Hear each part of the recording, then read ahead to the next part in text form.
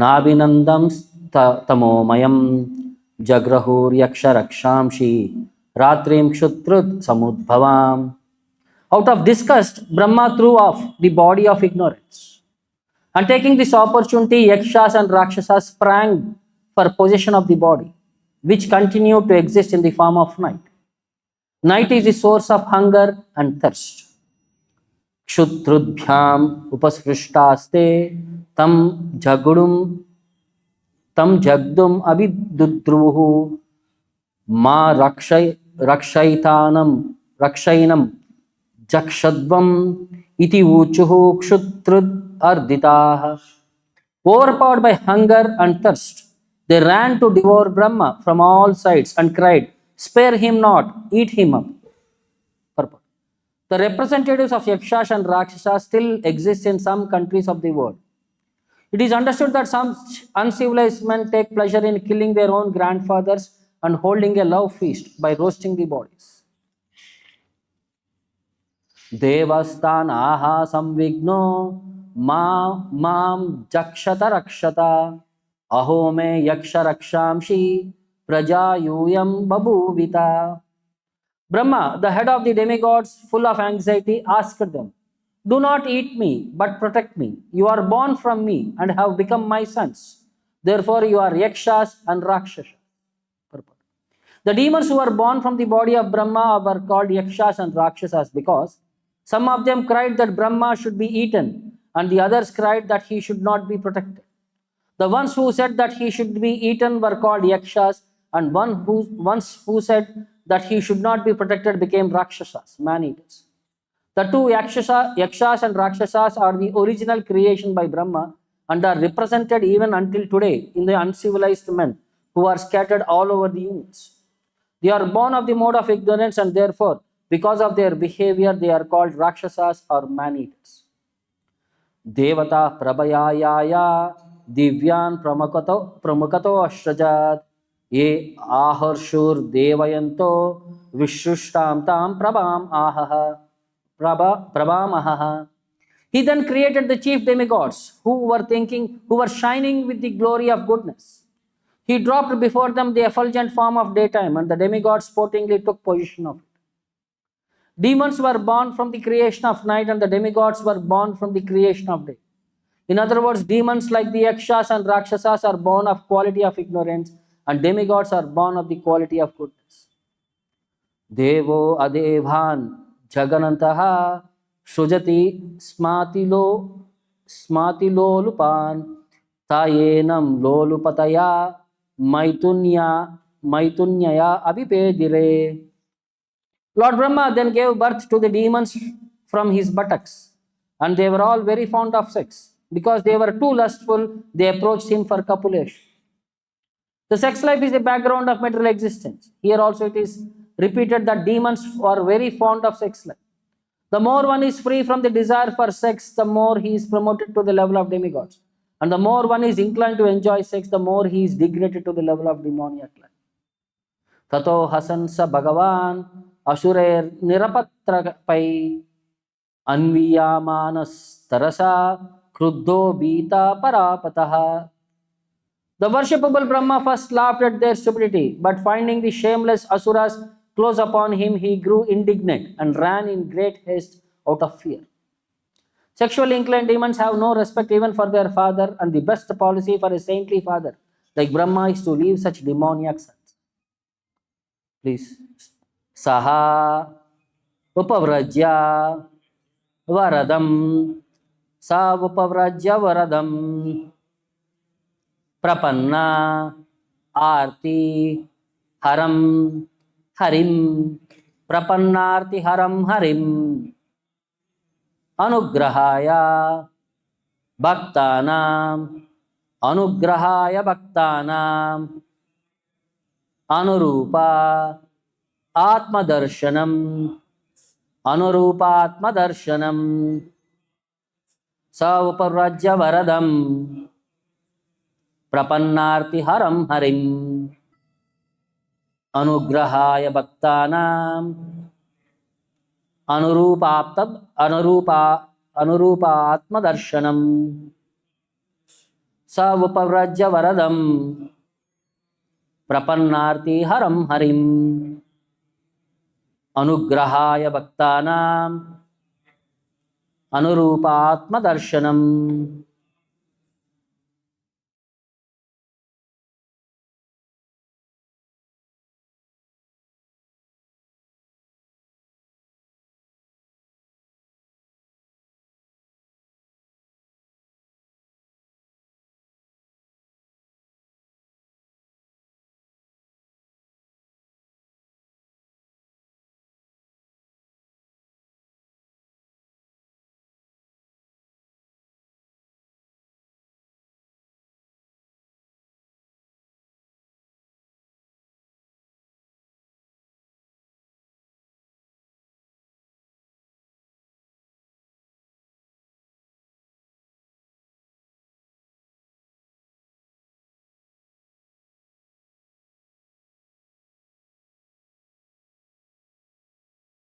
Saha, Lord Brahma, Uparajya, approaching, Varadam, the bestower of all boons, Prapanna, of those taking shelter at his lotus feet, Arti, distress, Haram, who dispels, Harim, Lord Sri Hari, Anugrahaya, for showing mercy, Bhaktanam, to his devotees, Anurupa, in suitable forms, Atma Darshanam, who maintains himself.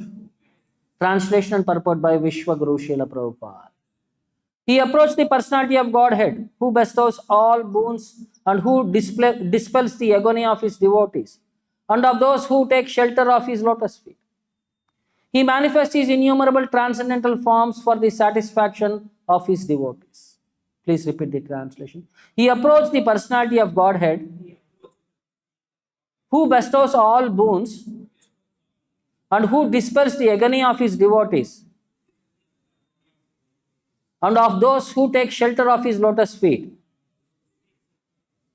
He manifests his innumerable transcendental forms for the satisfaction of his devotees. Purport by Srila Prabhupada. Here the words Bhaktanam Anurupatma Darshanam means that the personality of Godhead manifests his multi-forms according to the desires of the devotees. For example, Hanumanji wanted to see the form of the Lord as personality of Godhead Ramachandra, whereas other Vanaras want to see the form of Radha and Krishna, and still other devotees wants to see the Lord in the form of Lakshmi Narayan. The Mayavadi philosophers think that although all these forms are assumed by the Lord, just as a devotee's desire to see him, actually he is impersonal. From a Brahma Samhita, however, we can understand that this is not so, for the Lord has multi-forms. It is said in Brahma Samhita, Advaitam Achyutam, the Lord does not appear before the devotee because of the devotee's imagination. Brahma Samhita further explains that the Lord had innumerable forms. Ramadi Murti Shakala Niyamena Tishta. He exists in millions and millions of forms. There are 84 lakh species of living entities. But the incarnations of the Supreme Lord are innumerable. In the Bhagavatam, it is stated that as the waves in the sea cannot be counted but appear and disappear continually, the incarnations and forms of the Lord are innumerable. A devotee is attached to a particular form, and it is that form which he worships. We have just described the first appearance of the boar within this universe. There are innumerable universes, and somewhere the boar form is now existing. All the forms of the Lord are eternal. It is a devotee's inclination to worship a particular form, and he engages in devotional service to that form. In a verse in Ramayana, Hanuman, the great devotee of Lord Rama, said, I know that there is no difference between Sita Rama and Lakshmi Narayana forms of personality of Godhead. But nonetheless, the form of Rama and Sita has absorbed my affection and love. Therefore, I want to see the Lord in the forms of Rama and Sita. Similarly, Gaudiya Vaishnava loves the forms of Radha and Krishna and Rukmini at Dwaraka. The words Bhaktanam Anurupa Atma Darshanam means that the Lord is always pleased to favor the devotee in the particular form in which the devotee wants to worship and render service unto him. In this verse, it is stated that Brahma approached Hari, the Supreme Personality of Godhead. This form of the Lord is Kshirodaksha Vishnu. Whenever there is some trouble and Brahma has to approach the Lord, he can approach Kshirodaksha Vishnu. And it is the grace of the Lord that whenever Brahma approaches about disturbances in the universe, the Lord gives him relief in so many ways. Doesn't see Bhaktivedanta Purport. Mama jnanatimira andasya jnananjana shalakaya chakshurum militam yena tasmai shri gurave namaha. Nama om Vishnupadaya Krishna Preshtaya Bhutale Srimate Bhaktivedanta Swamin iti namine. Namaste Saraswate Deve Gauravani Pracharine Nirvishesha Shunyavadi Paschatya Deshatarine. Jaya Shri Krishna Chaitanya Prabhu Nityananda Shri Advaita Gadadara Srivasadi Gaurabhaktarunda. Hare Krishna, Krishna Krishna, Hare Hare, Hare Rama, Rama Rama, Hare Hare. So we see here Brahma, when he started creating, what kind of living entities were created. The first thing that was created was the 5 kinds of ignorance. That's what we saw in the last verse.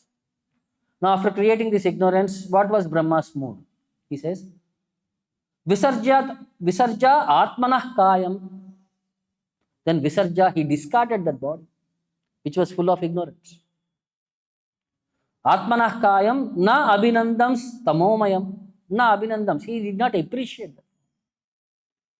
And because it was full of ignorance, tamomayam.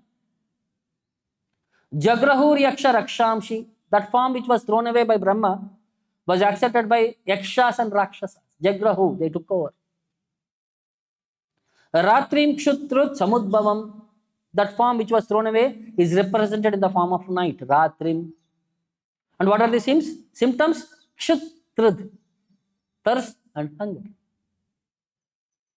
This form of ignorance, then you can say Brahma quit his body. No, how can we say Brahma quit his body? He is there, he is performing his activities.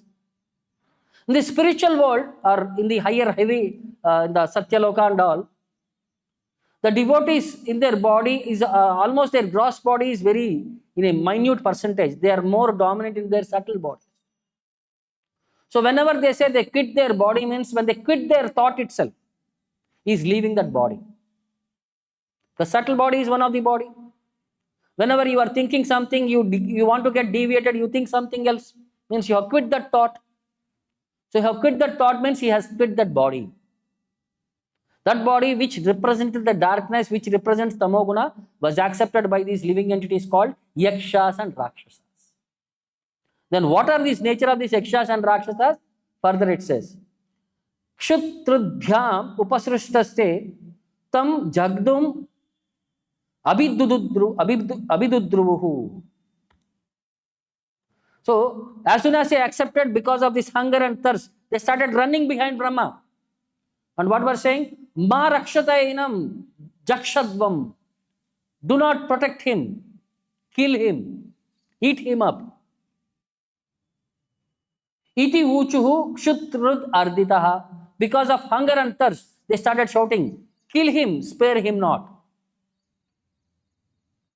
Then what is the difference between these Yakshas and Rākṣasas?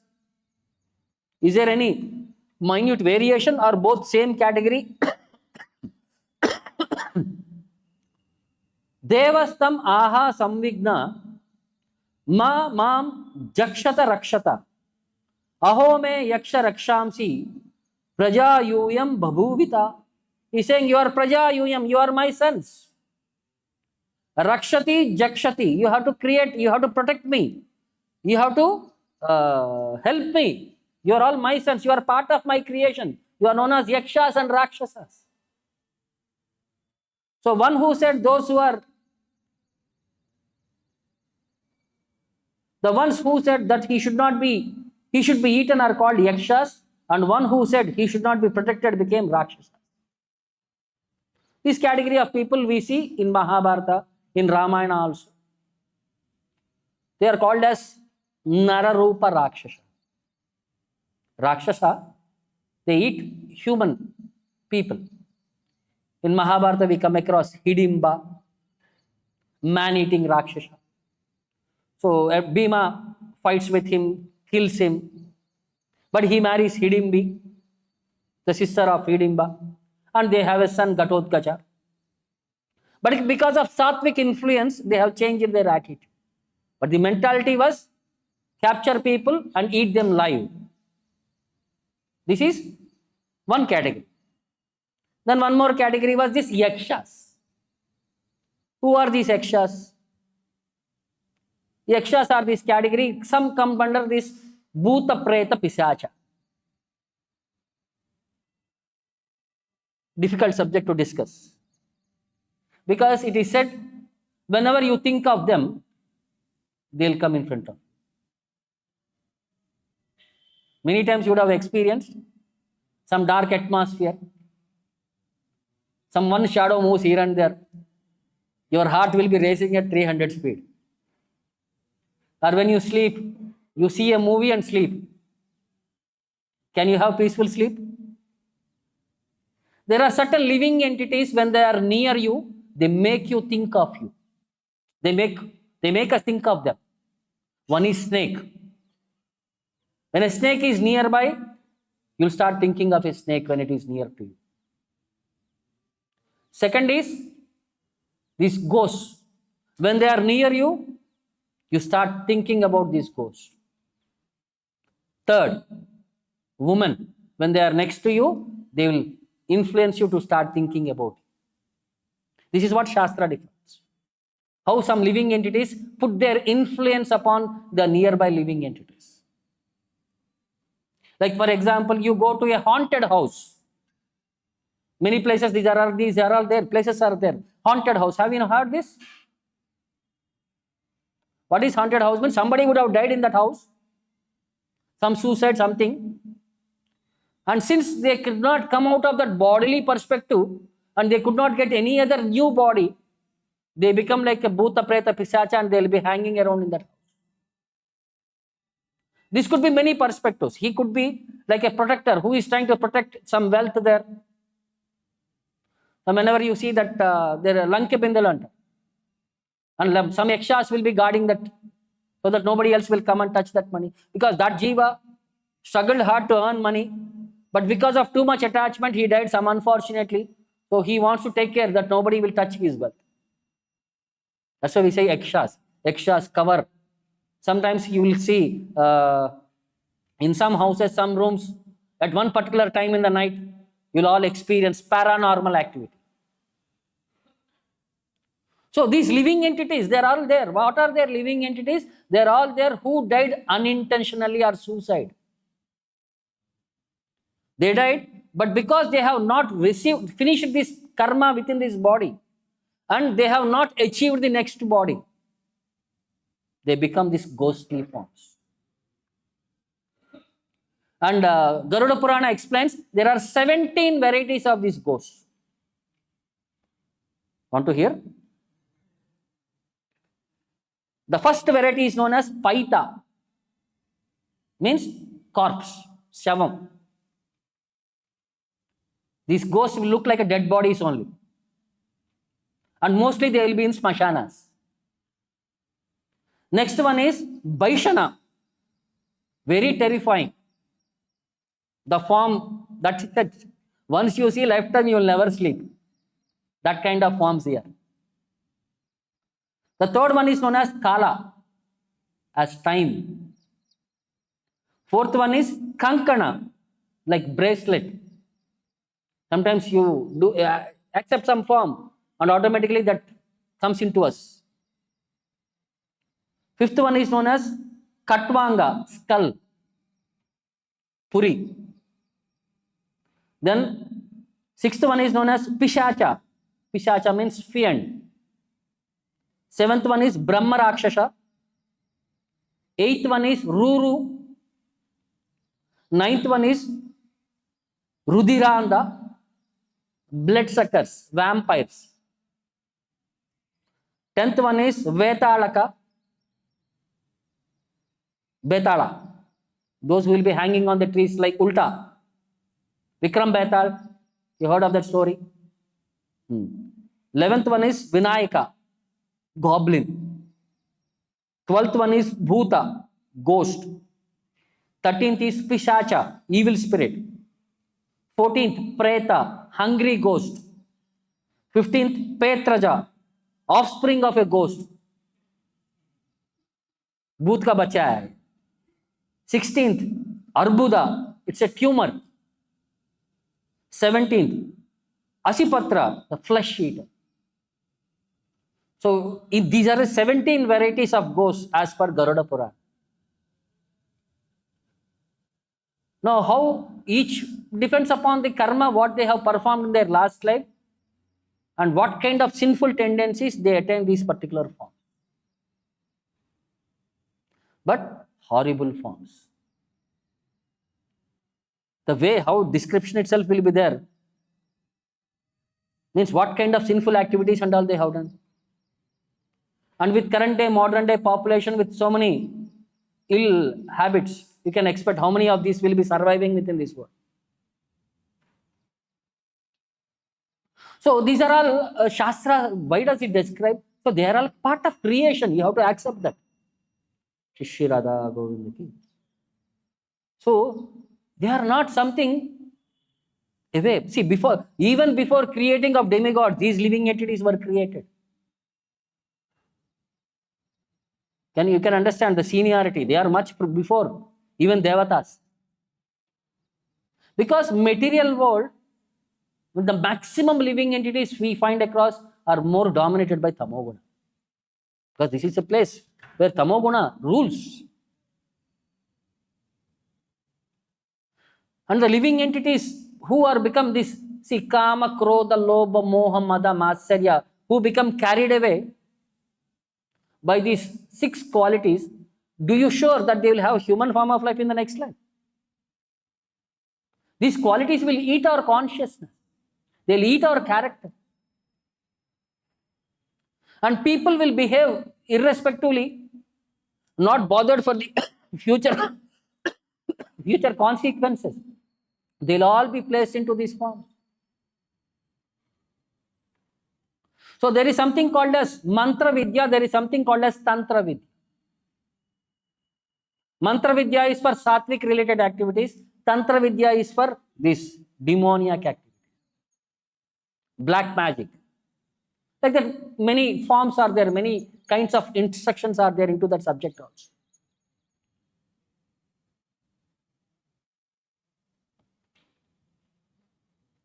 So further, what happened? Devata prabhayaya divyan pramukato ashrajat te aharushur devayanto vrishrushtantan prabhamaha. Then Brahma created demigods, devataha, who were given the light daytime, the mode of goodness. And they sportingly took over that day form of the law, day form, who were all shining in the glory of goodness. And they sportingly took that form of the effulgent daylight. Then, Devo adevan jaganataha shrujati smati lolupan tayenam lolupataya maitunya abhipedire. Then, one more set of living entities were created from the buttocks. Buttocks means this backside part of the body.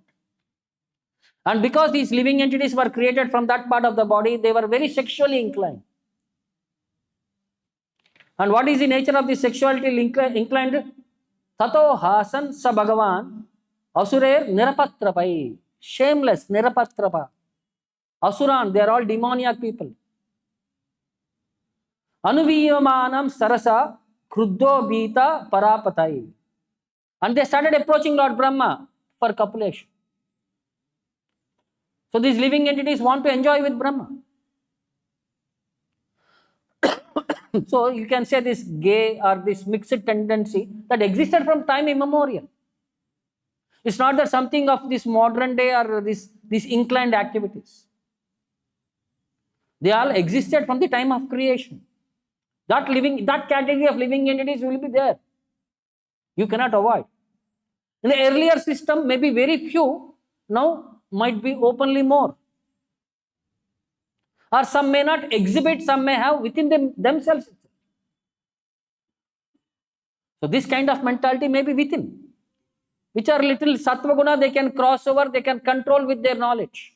But those who are in tamoguna, they cannot understand, So they just openly exhibit these tendencies. So Brahma started initially laughing at them for their childish mentality. But later he became fearful and he started running away from them. Arey, these people, you are my sons, you are running behind me. This is not a good attitude.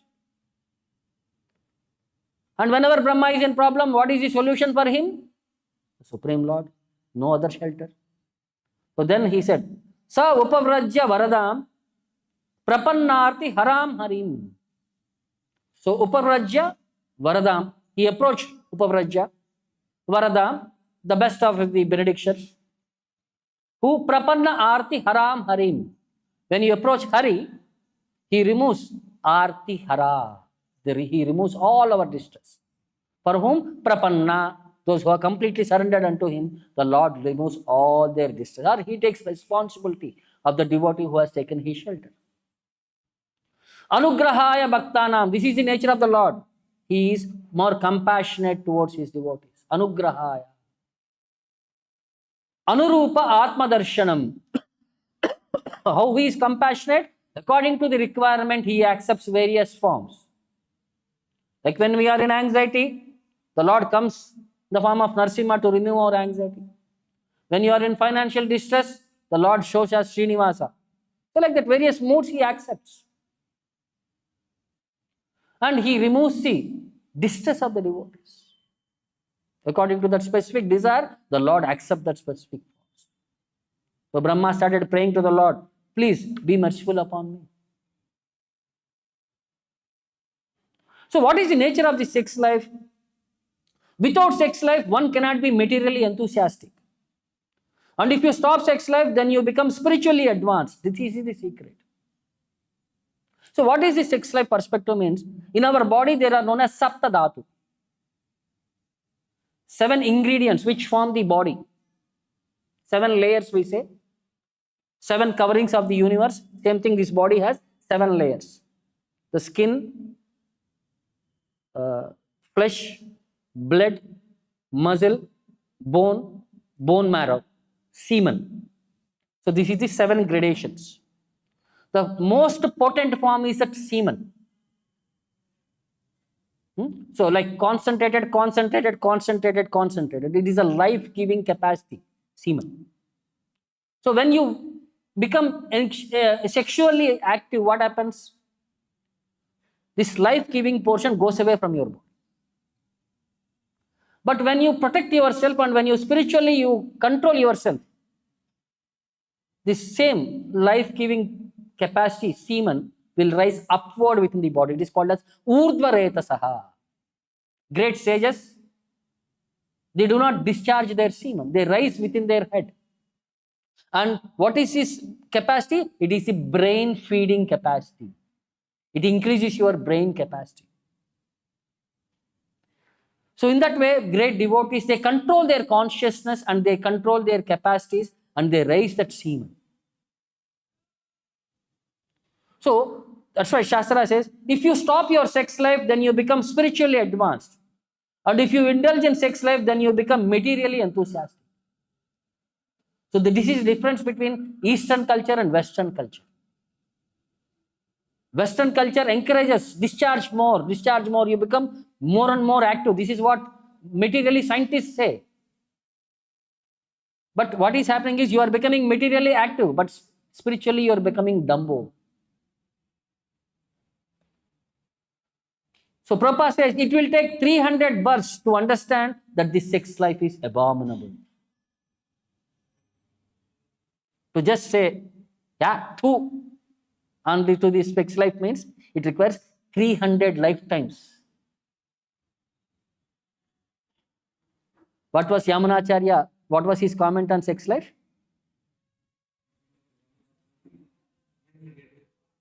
Yadavadi mama cheta Krishna padaravindayo. Is that Shloka? Navanava rasam udyatam rantum asid. Batavati natya batanar sangame smaryamane bhavati mukha vikhara sushti nishti valancha.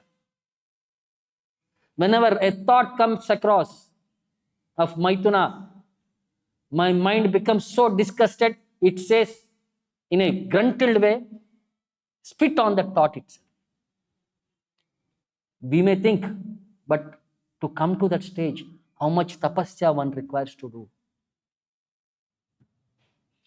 So material world, the entire, see what is demoniac people's understanding, what is 16th chapter we were reading recently, Bhagavad Gita. What are the qualities of demoniac? No God, no support, sex life is the basis, source of creation. Like that, if you see, everything is centered around sex life and no God. So this kind of people, this kind of understanding, and more, everybody is more of demoniac in tendency only. So we have to be very careful. All these thoughts, why these things come around? Because of atheistic understanding. But Brahma did not want to set an example in that way.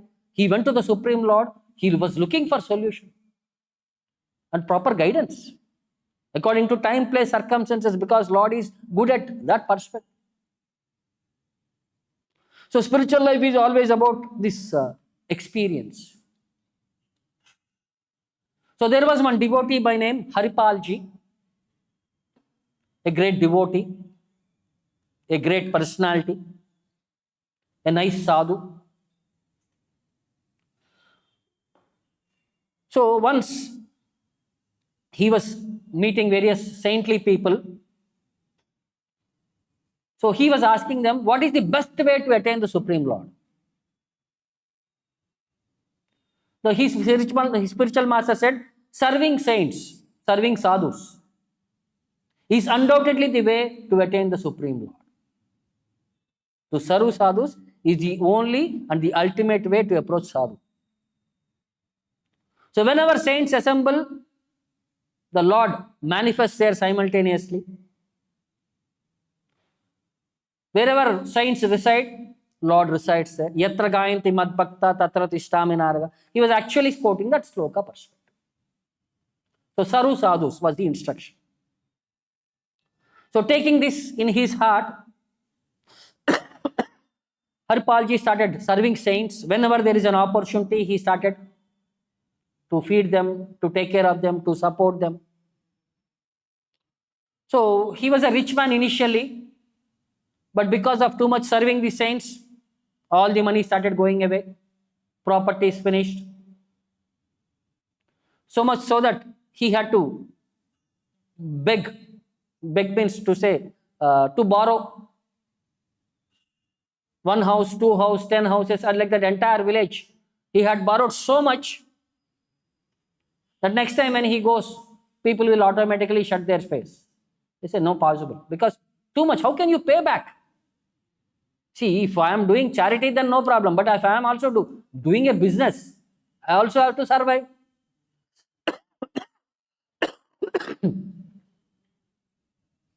So he started thinking, how do I handle the situation now? So one day, a group of saints came to his house,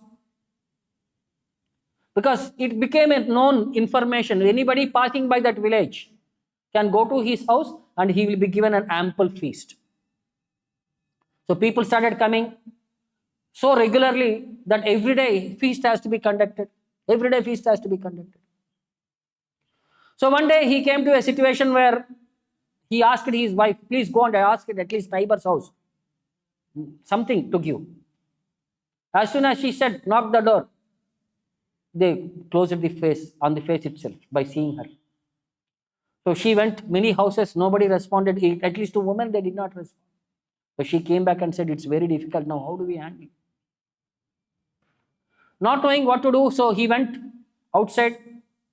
He was standing on the road. He is a hefty personality, a 7 feet tall, heavy bodybuilder capacity, this person, Harpalji. So he was having a spear in his hand and he was standing there like this on the road. When he was standing there, people started fearing. By seeing him itself, people will fear. Then automatically they stopped and they asked, how can we? So he said, remove all the gold and money on the way. Then he started looting people on the way. Just by his mere presence, people used to become disturbed and they used to voluntarily surrender. He never used to harm them, but he started looting people. Because he thought they're all karmi people. There is no point in protecting them. Their money is meant to be looted. At least that krupa they will get by serving the Vaishnavas. That much krupa to these jivas he will get. So he started looting, but whenever some sadhus used to come, he used to get aside and they used to go away. Or whenever who is chanting the holy name, he used to send them away. Now people started identifying. If you just wear tilaka in front of him, if you chant holy name, he will not catch it. Now over a period of time, everybody on the way are chanting the holy name and going. And now again he is not getting money. Again problem came back. So now more anxiety, now how to feed. One day, a big group of devotees had come to house. Now with no possibility, no opportunity, now what? He is thinking, what can I do now? And he was praying to the Lord, my dear Lord, please help me in this endeavor. See, whenever devotees have trouble, what they will do? They will pray to the Lord. So at that time, Krishna was in Dwaraka along with Rukmini Devi. So Krishna said to Rukmini Devi, no, let us go. I am going to meet one devotee, a great personality. Rukmini Devi said, I will also come with you. Then Krishna said, do one thing, still decorate, but do not keep any Vaishnava symbols like tilak, kantimala or anything, don't keep. Then Rukmini said, why? No, I will show you something new, special. So they dressed themselves like rich merchants, nicely jeweled, and everything were there onto their body. They came to the village, and they came to the house near Harpalji was there, and he said, is there anybody who can help us to cross this area? We heard there are some dacoits on the way. We are rich merchants. So if somebody can help us to cross this area, we will pay them so and so gold. So Harpalji became very happy. So immediately he came and said, yes, I will help you. So then he took them. After going somewhere in the middle of the forest, he removed his spear and he said, now give me all your money. And Rukmini Devi was wondering, my Lord, who is with Sudarshan Chakra? He is coming and asking this person with a sword to protect him. What is my Lord doing? And Krishna is saying, stay silent, I will show you sometime. Please watch, wait and watch. So after some time, then Krishna acting as if like, my dear wife, give away all the wealth, let him take away. If we are alive, we can purchase this wealth after some time. So they all accumulated their wealth and handed over to this person. And as soon as he touched that cloth, which had all this wealth, then both of them transformed into Rukmini and Krishna. And Harpalji immediately fell down at their lotus feet. And he said, my dear Lord, what an offense I have done. I have disturbed you. I have prayed that please help me in my process, but not like this. I don't want to accept this money of yours. Then Lord said, no, this is Lakshmi Devi's mercy upon you. Please accept.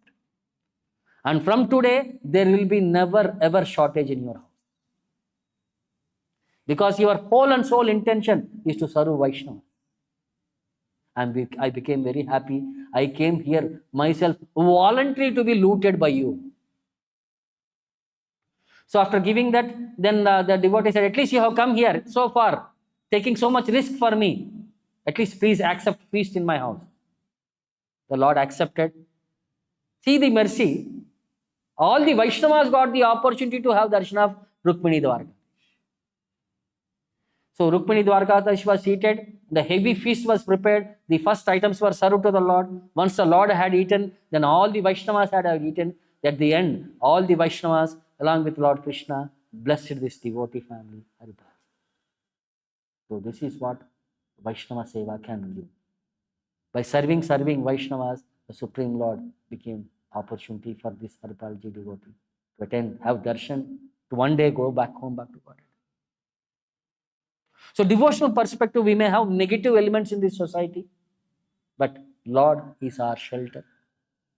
In the association of Vaishnavas, when we practice these devotional elements, there is assured So many negative things may be there, but we will always be protected and we will always be guided in our endeavors. I will stop here. Any questions or doubts? ग्रंथराज Shrimad Bhagavatam की विश्वगुरु